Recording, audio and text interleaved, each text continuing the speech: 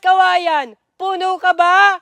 Sabi ng kawayan, I'm a grass, I'm a grass, I'm a grass! Giant woody grass nga lang.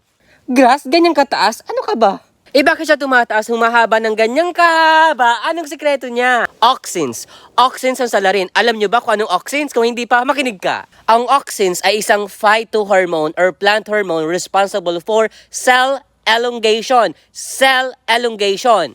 Pagpapahaba. Responsable ang auxin sa pagpapahaba ng cells. Gusto natin mas mahaba, mas maganda sa bamboo.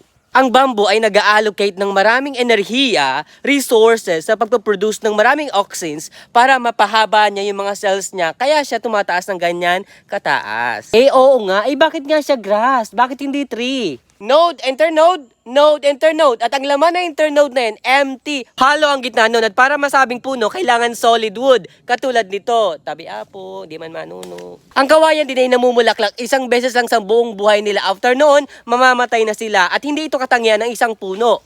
Napakahabang panahon na inantay na ikaw ay mamulaklak. Gano'n naman katagal mamulaklak yan? Napakahabang panahon. Sa ibang species, it takes 100 years. At kung nagustuhan mo ko, stay yung video, i-follow mo ko dahil nakaganda ng buhay ang may alam.